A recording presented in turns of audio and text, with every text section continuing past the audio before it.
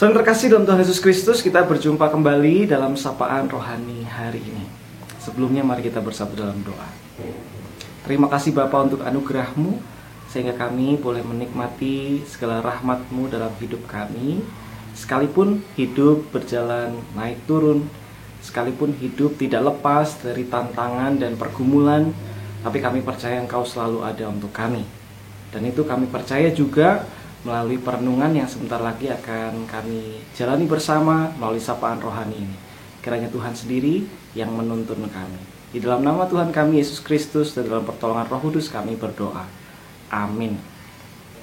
Dasar perenungan kita diambil dari Lukas 11 ayat 53 sampai 12 ayat 3. Saya akan bacakan. Dan setelah Yesus berangkat dari tempat itu, ahli-ahli Taurat dan orang-orang Farisi terus-menerus mengintai dan membanjirinya dengan rupa-rupa soal. Untuk itu mereka berusaha memancingnya supaya mereka dapat menangkapnya berdasarkan sesuatu yang diucapkannya.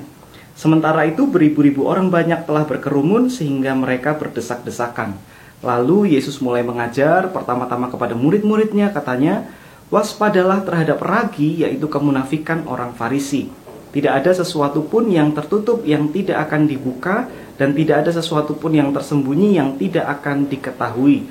Karena itu apa yang kamu katakan dalam gelap akan kedengaran dalam terang, dan apa yang kamu bisikkan ke telinga di dalam kamar akan diberitakan dari atas atap rumah." Saudara terkasih, dari ayat-ayat yang tadi kita simak bersama ada satu pelajaran penting, ada satu peringatan penting bagi kita orang-orang yang mengaku percaya pada Kristus, yaitu betapa berbahayanya kemunafikan. Kemunafikan, saudara sekalian, adalah sesuatu yang di luar tampaknya baik, padahal di dalam buruk.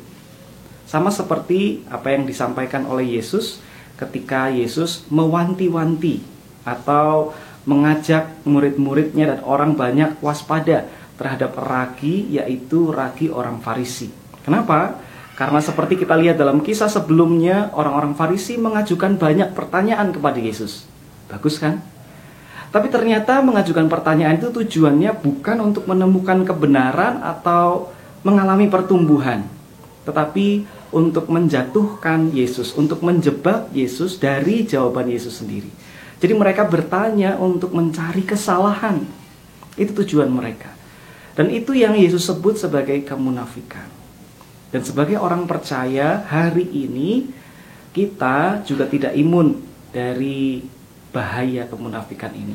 Dalam hidup beriman, kita bisa saja jatuh pada kemunafikan yang serupa.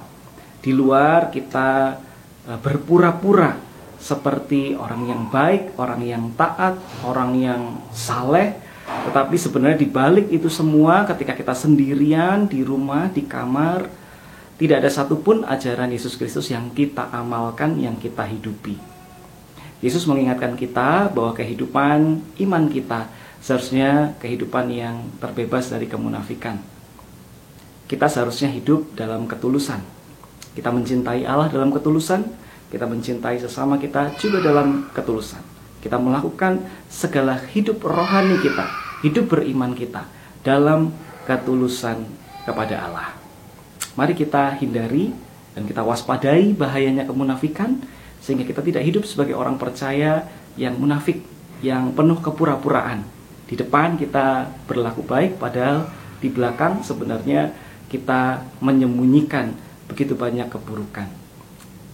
Percayalah bahwa di hadapan Allah tidak ada yang tersembunyi, seperti yang dikatakan di ayat 2 dan 3. Tidak ada sesuatu pun yang tertutup yang tidak akan dibuka, dan tidak ada sesuatu pun yang tersembunyi yang tidak akan diketahui. Karena itu apa yang kamu katakan dalam gelap akan kedengaran dalam terang, dan apa yang kamu bisikkan ke telinga di dalam kamar akan diberitakan dari atas atap rumah. Mari jalani hidup kerohanian kita, jalani hidup keseharian kita dalam ketulusan. bukan dengan kemunafikan. Selamat beraktivitas, Tuhan memberkati.